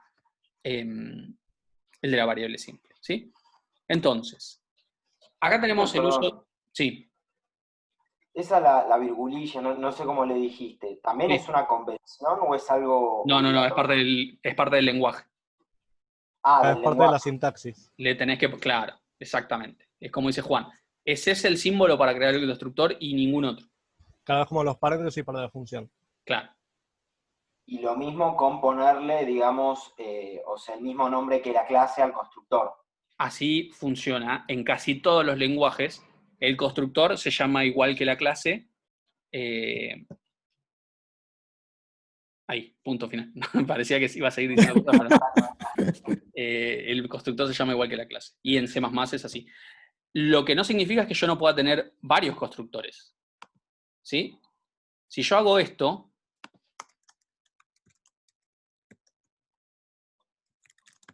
tengo un constructor que no recibe ningún parámetro, y después tengo otro constructor que obligatoriamente, si lo quiero usar, recibe una cadena de caracteres. ¿Sí? ¿Cómo se llama eso? Cuando yo tengo 2 funciones que se llaman igual, pero difieren de los parámetros que reciben. Sobrecarga. Muy bien, sobrecarga. Acá estamos haciendo sobrecarga de método, ¿sí? Precisamente del constructor. Entonces, acá vamos a recibir la nueva patente. Entonces, va a haber un constructor que lo que va a hacer es recibir una nueva patente. Yo acá puedo hacer el string copy o llamar al set, ¿no? Como quisiera. Voy a hacer el string copy. Nos queda igual que el set, fíjense. Pero además, yo voy a aprovechar en este para decir, y fíjense acá entra en juego lo que había preguntado en algún momento alguien y no me acuerdo quién es. Voy a aprovechar acá para decir que la velocidad cuando arranque un auto sea siempre en 0.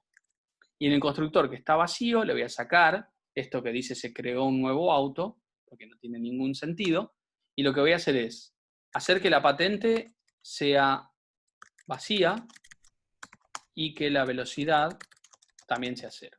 Entonces, a partir de ahora, no puedo tener un auto que tenga basura en la velocidad. ¿Sí? Porque la misma clase no lo permitiría. Y fíjense, voy a sacar por ahora el vector. No lo saques, déjalo, así se muestra todas las velocidades de todos. Sí, sí. Entonces, y no corremos el riesgo de que...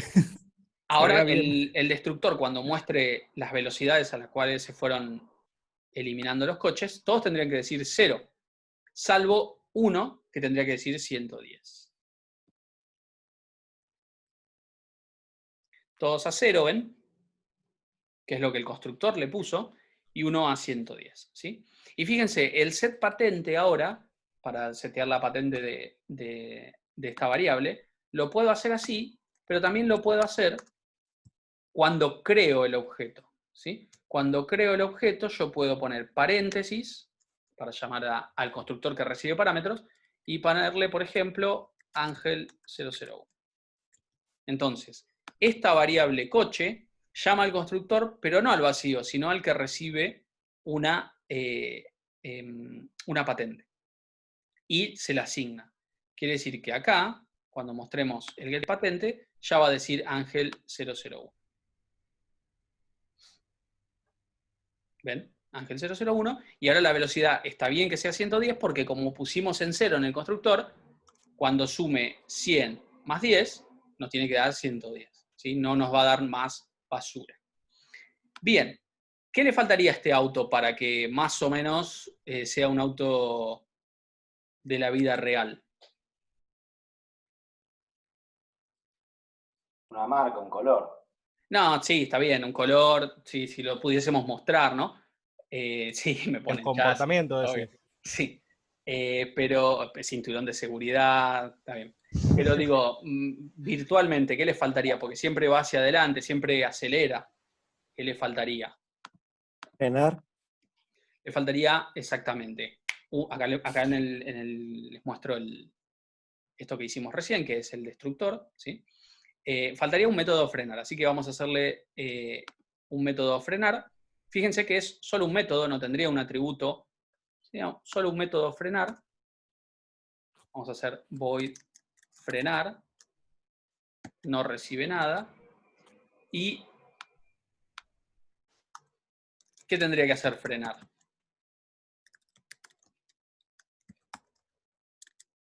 Vamos a suponer que clavó los frenos, ¿sí?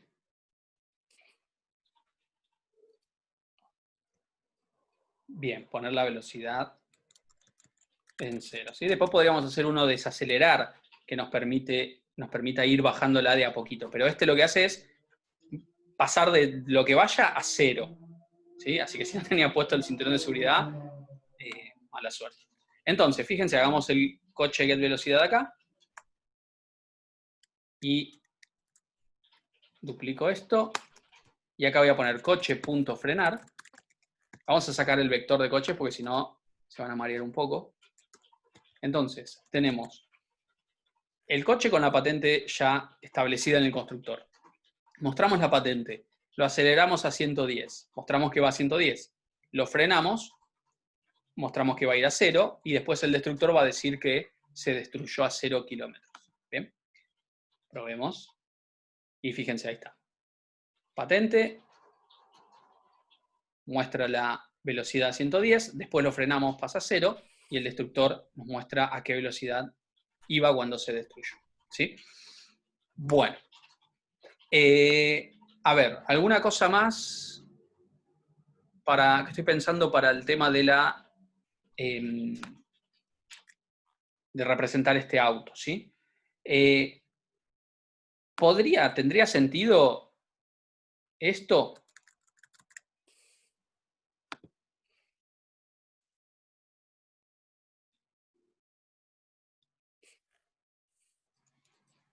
¿Qué les parece? ¿Yo puedo acelerar un auto al infinito? ¿No pasa nada? Bueno, ¿qué tendría que tener también como atributo? Bien.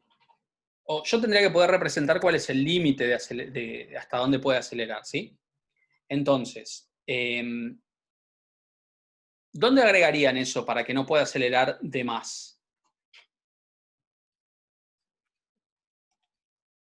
¿Dentro de acelerar? Bien, dentro de acelerar, yo podría decir, si la velocidad es mayor a 0, ¿no? Eso ya lo habíamos chequeado.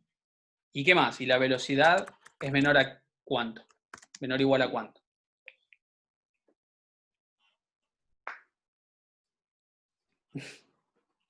Y ven cómo van cambiando los valores. 250, 240, 110. ¿Y eso depende de qué?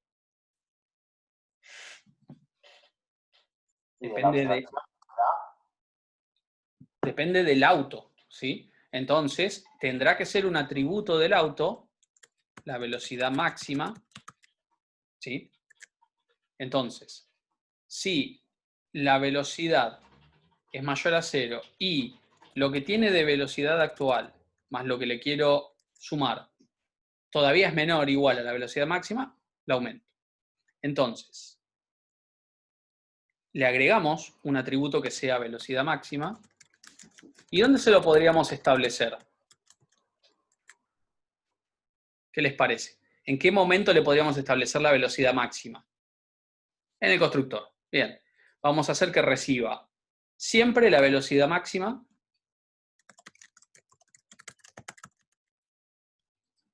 en cualquiera de los constructores. O sea que nunca podrías generar un auto sin decirle cuál es la velocidad máxima. Vamos a ponerle Belmax. Así no nos confundimos. Alto nombre, Belmax. Sí. Suena re bueno. Belmax. Entonces, velocidad máxima igual a Belmax. Y acá también. Velocidad máxima igual a Belmax. Obviamente acá habría que hacer un if también y preguntarnos que esto no sea negativo, porque no podría ser negativa la velocidad máxima. Bien. Pero ahora, si yo trato de compilar esto, me dice que, bueno, acá tiene mucha razón, me dice que cambié el constructor que antes era vacío, así que ahora tiene que recibir un float, y este que antes recibió una cadena, tiene que recibir una cadena y un float. Pero más allá de eso, ¿sí? ¿Qué otra cosa va a protestar ahora? Ya me parece el error en la instancia, ¿sí? del objeto, al cual yo le estoy pasando solo la patente, y ahora me va a decir que necesita, seguramente me va a decir, que necesita patente, cadena de caracteres, y también, ¿cómo se llama? Un float para la velocidad. ¿Sí? Ahí pueden ver. Entonces, acá le vamos a pasar la velocidad máxima, que va a ser, no sé, 240. Bien. Entonces, si corro esto así, y está bien programado, perdón, agrego dos más, me tendría que quedar en... Por cómo está hecho ahora, esto tendría que quedar en 210.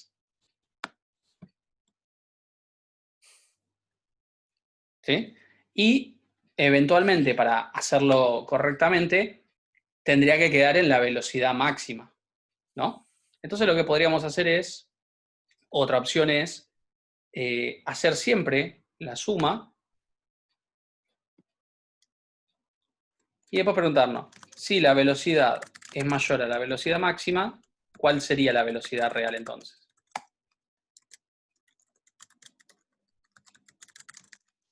La máxima. Que en el objeto que yo le establecí es 240. Así que si yo quisiera este auto que vaya a 310, como le estoy pidiendo acá, no, lo máximo que permite la clase, acá me equivoqué. Velocidad máxima, ¿no? Máxima, sí. Lo que permite la clase es lo que dice de velocidad máxima, el atributo ese, ¿sí? Y fíjense que si yo quisiera que main supiera cuál es la velocidad máxima, no puedo. No la puedo ni setear ni obtener, porque no tiene un set y un get. El único momento donde yo puedo establecer cuál es la velocidad máxima, por la manera en que lo hice, es en el constructor. Entonces, el que usa esta clase juega con esas reglas. Le puede establecer cuál es la velocidad máxima en el constructor, pero después no la puede cambiar, ni la puede devolver.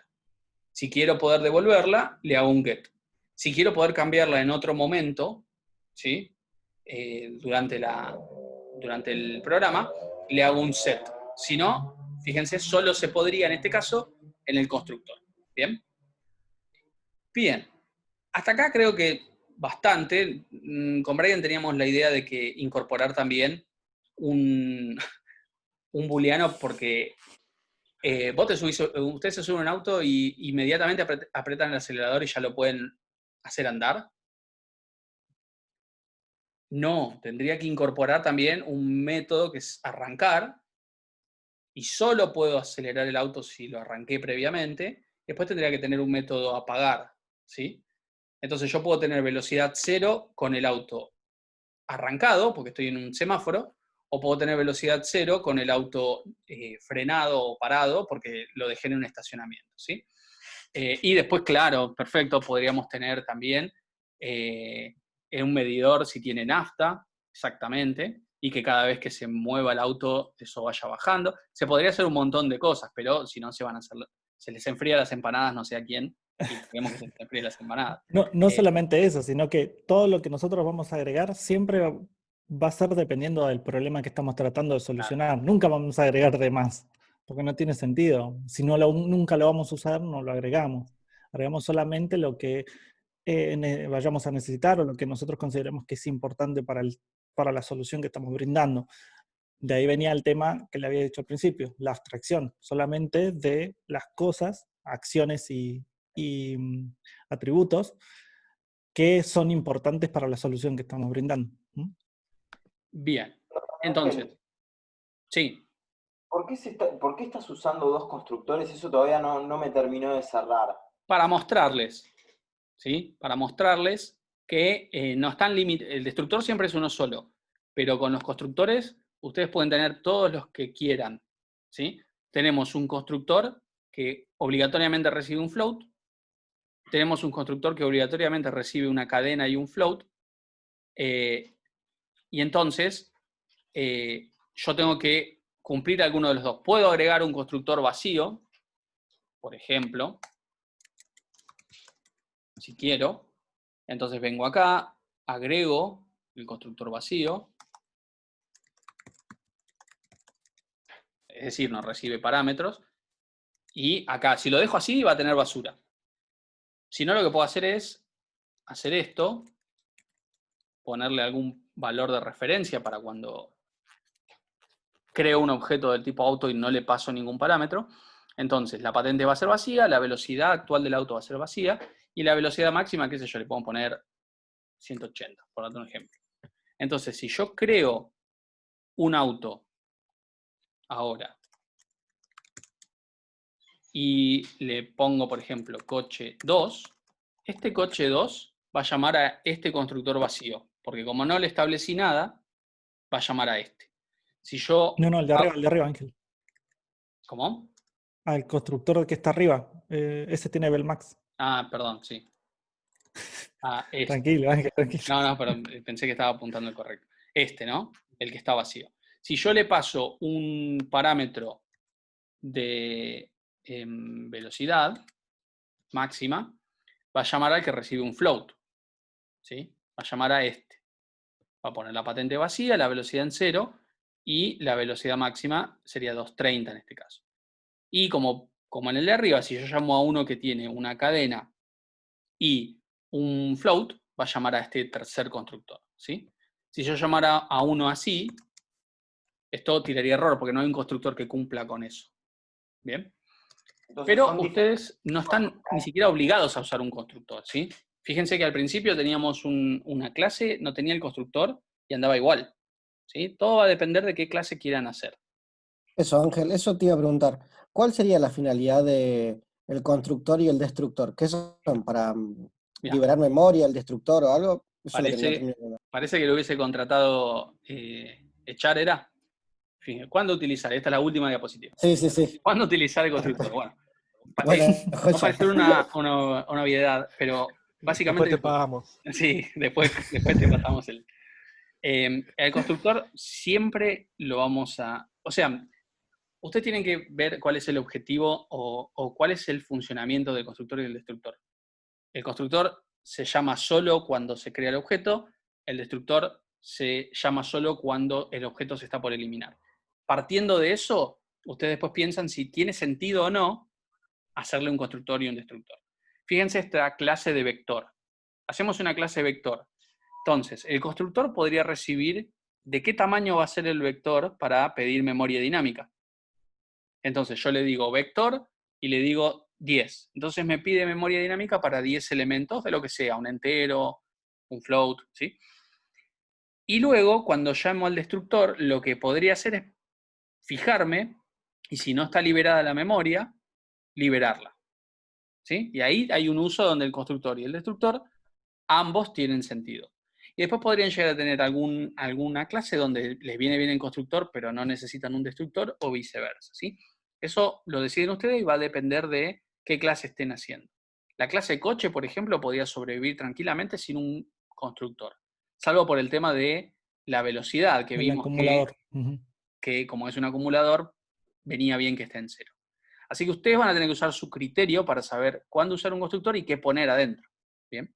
Después acá... Claro, o sea, lo podemos usar cuando queremos que se ejecute algo obligatoriamente. Obligatoriamente cuando se crea, sí. Para la razón Claro. que sea, para asignar un valor, para, no sé, crear un archivo, por darte un ejemplo, para verificar algo antes de hacer, ¿sí? Un proceso. Para eso podría venir el constructor.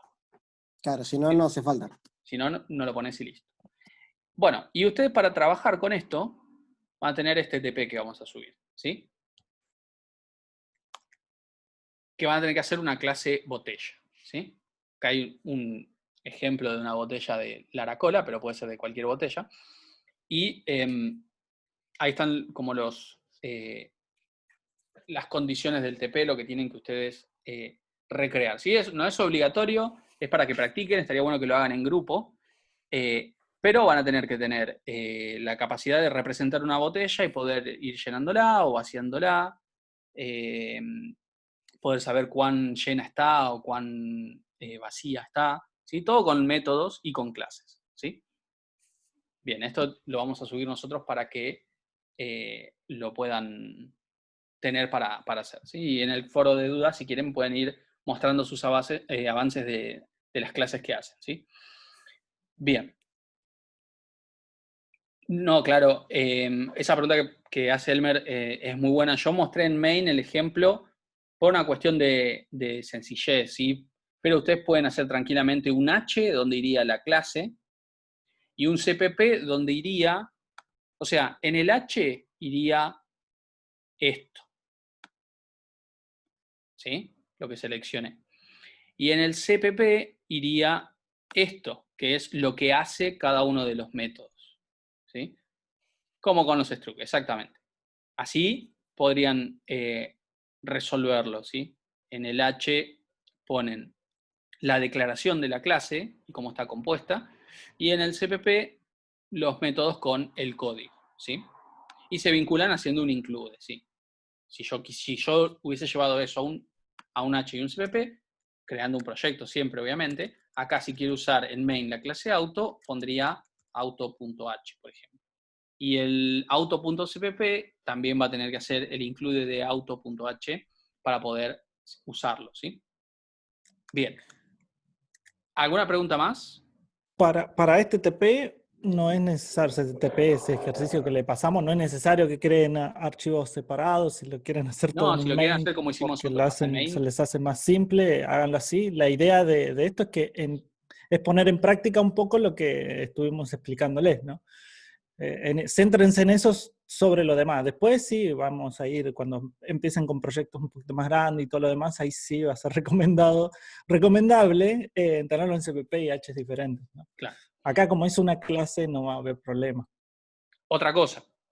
Fíjense que es una actividad cortita, que en una semana lo van a poder hacer muy fácil. También otra actividad que lo vamos a poner en esa guía de actividades, otra actividad que nos interesa que hagan es pensar en lo que corresponde a lo que es el segundo parcial, cómo va a estar conformado el grupo, si van a ser grupo, ¿sí? Y qué tema van a elegir, qué proyecto van a hacer, ¿sí? Traten de pensar eso. Y si no se pueden decidir por un grupo, se tienen que decidir seguro, pero si no se pueden decidir por un proyecto, bueno, barajen varias ideas, varios proyectos, para que la clase que viene, también, o en la semana, charlemos, después de darle las notas, qué temas haría cada grupo. Lo que ustedes quieran. Puede ser un juego, puede ser un sistema de gestión con clases y archivos, una aplicación de música, qué sé yo, lo que se les ocurra. Integrantes creo que lo dice el contrato didáctico, cuántos integrantes son, pero creo que decía 3. ¿Sí? Creo que decía 3. Seguro que no nos van a pedir poder ser 60, pero no. 3, 4, como mucho si hacen algo, pero que tiene que ser una cosa que nos haga llorar de la alegría cuando lo compilemos. ¿Sí? Que se pueda vender. Y que, claro, que Puede lo ser podamos... 5, ya empieza, no. No, pero 5 me parece que son demasiados. Lo dijo en chiste. 5 Porque como aceptamos 4, y Generala tampoco, no, Generala tampoco, ni Generala ni 10.000, ni un sistema de entrenamientos y usuarios, ¿sí? Ni una clase auto, ni una clase botella. Bien, así que el trabajo lo eligen ustedes.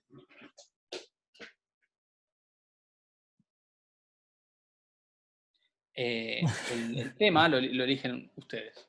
Puede ser un juego. Nosotros, no sé si ahora estará disponible, pero en su momento en cafetería le habíamos dejado un libro que estaba para descargar gratuito por el día del programador, que justo era sobre una librería gráfica para hacer juegos y en C++. Así que si lo pudieron descargar, tienen eso de forma gratuita que les va a ayudar a hacer un juego, ¿sí?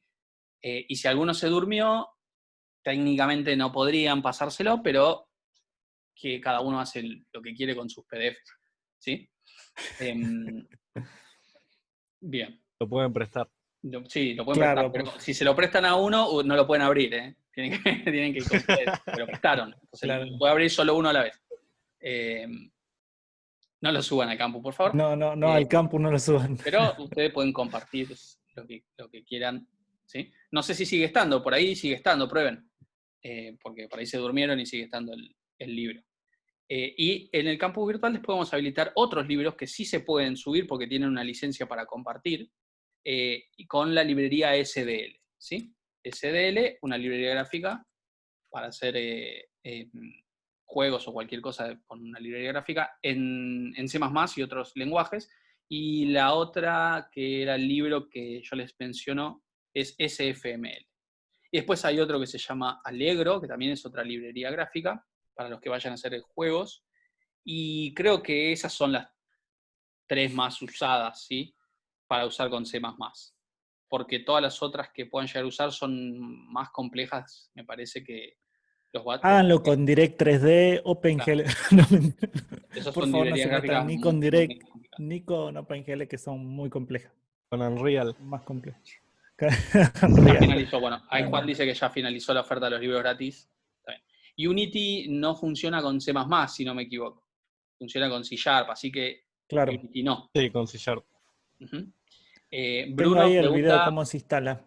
Bruno pregunta sobre este TP. Este TP es en consola, ¿sí? Este TP es en consola. Y la aplicación, lo que sería el proyecto final, también puede ser en consola. Incluso podría ser un juego en consola, si quieren, ¿eh? Nosotros no les damos ninguna restricción de nada. La única restricción es que tenga archivos y tenga clases. ¿Sí? Archivos de datos me refiero, ¿no? Y clases. Así que esas son las únicas restricciones. El resto deciden ustedes. Por eso, con tanta anticipación, ¿sí? Para que piensen. Porque puedan tener que ¿cómo se llama? Cumplir una serie de pasos y queremos que lo hagan organizadamente ya teniendo el grupo y tema. Bueno. Entonces, ¿alguna duda?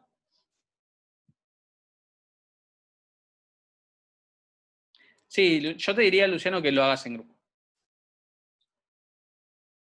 Si en el peor de los casos no encontrás a nadie con quien hacer el grupo, bueno, puedes hacerlo vos solo, pero te recomiendo que te acostumbres a trabajar en grupo. Y les recomiendo que se acostumbren a trabajar con un gestor de versiones como Git o como, ¿cómo se llama el de Microsoft? Team Foundation.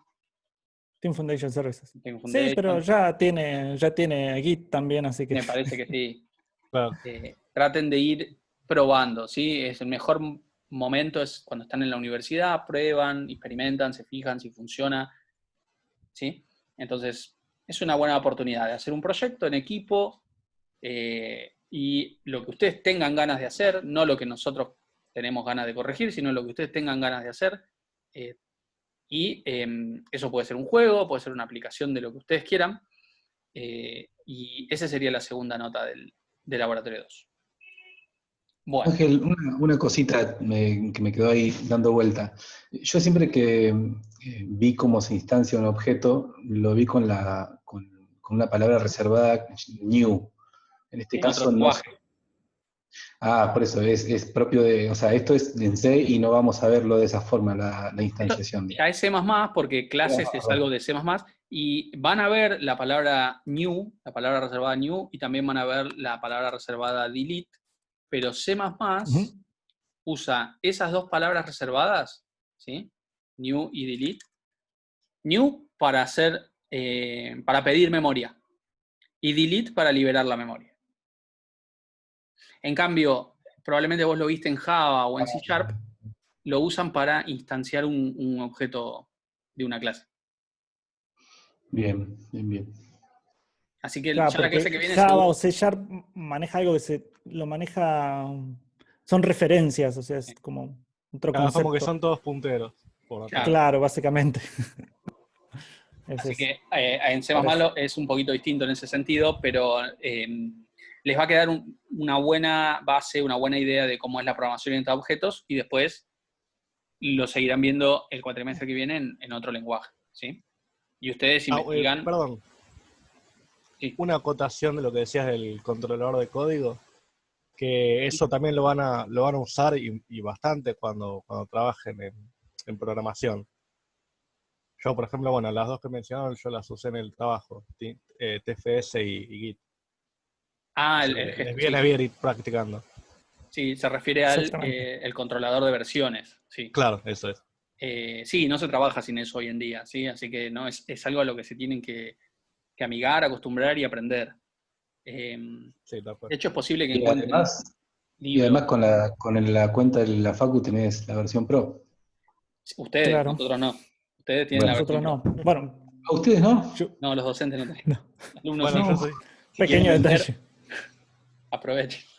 Es para alumnos por ahora. Así que como nosotros no tenemos el @, Juan tiene @alumnos, seguramente. Claro, sí, por eso decía yo sí. Pero nosotros que estamos Se un la poquito puedo más prestar viejitos, como el PDF. sí. Sí, podríamos anotarnos alguna carrera y... Claro, solo para el Git. Yo igual también tengo el de alumno. Claro, tenés De alumnos otra de universidad, pero es alumno también, así que pude Yo soy el único que me bajarlo. quedé sin eso. Pero bueno, ¿qué vamos a hacer? Anotate chicos, a laboratorio 2. sí, igual podía pedir que me creen una cuenta de alumnos ahí media... Igual la versión Pro lo que hacía era darte repositorios privados, que ahora ya te los... No, pero ¿Qué tiene un más? montón de cosas, El ¿Los de paquete equipos? ese tiene un montón Sí, de sí, cosas. es muy bueno. Abrilo. Es muy bueno. Abrí porque tiene de todo. Abrí el link. Tiene muchas cosas. Abrí el link porque tiene Codea software, por vos. tiene crédito en DigitalOcean, ¡Apa! tiene de todo. Bueno, Así que, sí, genial. de todo. Así que bueno. Bueno, chicos, nos vemos el otro jueves, seguramente con las notas ya todas corregidas, los parciales, y más de clases, ¿sí? Más de programación orientada a objetos. Bueno, se portó el Zoom Pro, 2 horas 20 minutos. Así que ahora voy a subir un super archivo de 2 horas. No lo voy a Gracias. cortar. Va a venir Las todo junto. empanadas. Hasta luego. Exactamente. Nos vemos. Hasta luego. Hasta luego.